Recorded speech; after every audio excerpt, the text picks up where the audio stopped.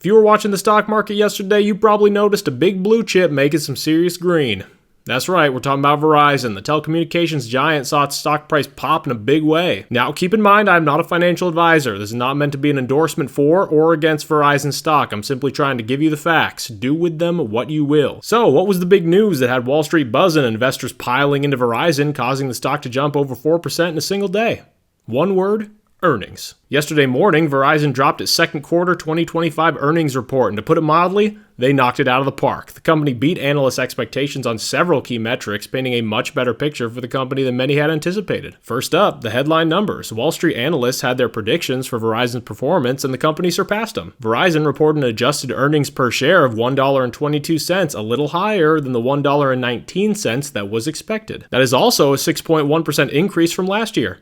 Not bad. But the bigger surprise came from their consolidated revenue, which includes all of the revenue from Verizon and its subsidiaries like TracFone and Visible. The company pulled in a whopping $34.5 billion, which sailed past the anticipated $33.79 billion and is a 5.2% increase year over year. Now, beating expectations for a single quarter is great, but what really gets investors excited is the company's outlook for the future. And this is where Verizon truly delivered. The company's leadership announced that they are raising their full year guidance. This means that they are now officially projecting better performance for the rest of the year than they had previously told the market to expect. Specifically, they boosted their forecast for free cash flow, adjusted earnings per share growth, and adjusted EBITDA. Now, what the heck is EBITDA, you may ask? Well, it stands for earnings before interest, taxes, depreciation, and amortization. This is the earnings a company makes from its core business operations before paying for its loans, taxes, or for the value its equipment loses over time.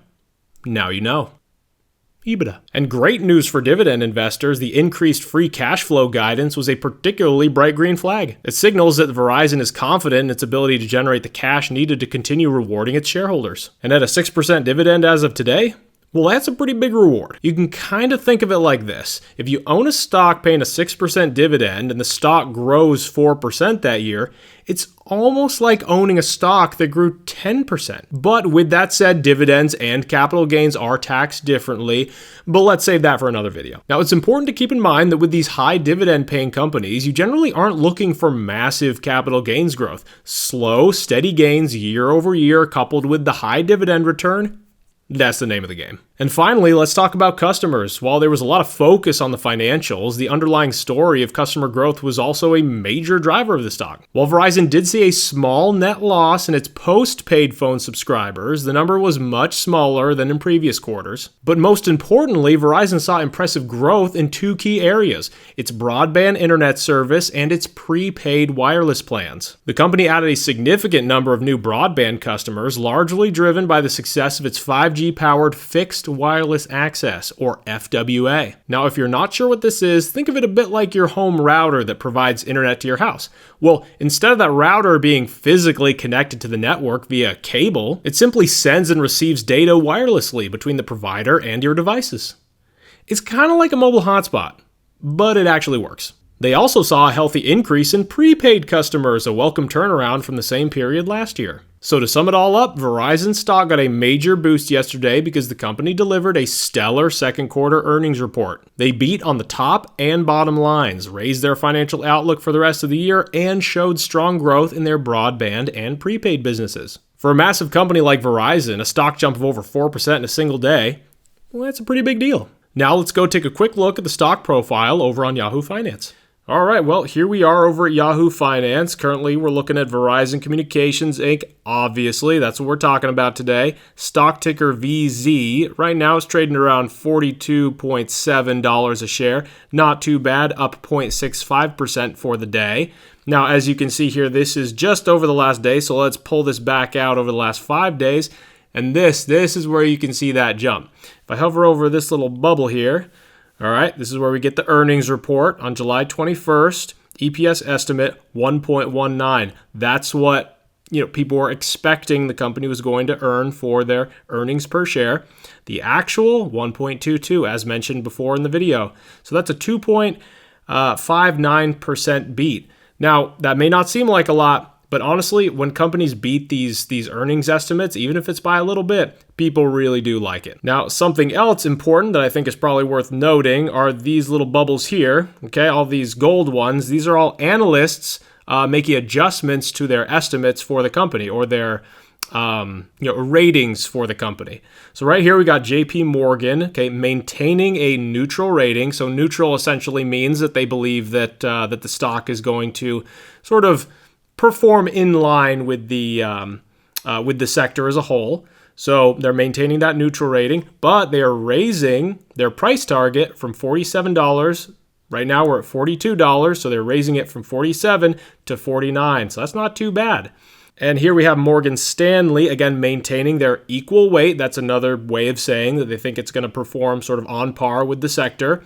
Again, raising their price target from $47 to $48.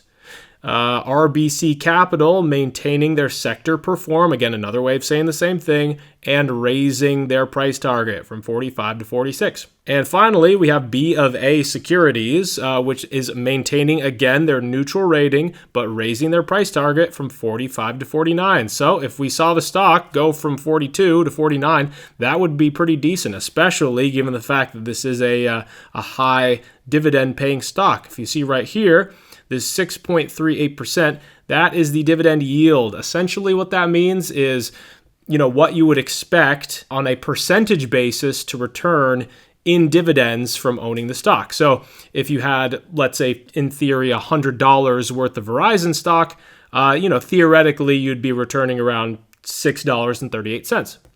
Now, if we look at this right here, this is the actual dividend. So dividends are not paid out on a percentage basis. Dividends are usually just a flat amount of money per share that you own. And right now, it's at around $2.71. So each year, you should expect around $2.71 per share of Verizon stock that you own for the year, as far as dividend income. Now, if we move over to earnings per share here, this is the trailing 12 months. That's what that TTM means. We have an EPS of $4.30 a share. Now, if we go back here, okay, you can see, so the EPS actual, all right, was $1.22. Well, you might be thinking, wait, $1.22? Well, now this is saying down here, EPS $4.30? What? Those numbers don't add up. So the trailing 12-month EPS basically takes the last 4 quarters of EPS and adds them together. So it basically gives you an idea of the EPS results from the last 4 quarters added together. And that kind of, people say it smooths out the numbers so that, because you may see a big jump in one quarter and then a dip in another quarter. But this gives you kind of an idea of how they've done over the last year. And that's the same with this PE ratio here. This PE ratio of 9.94 times earnings is used based on this trailing 12-month EPS. Currently sitting at a market cap of around $180 billion, not too bad. And at the bottom here, we can see Verizon Communications. It is a telecom service company, and it is part of the communication services sector.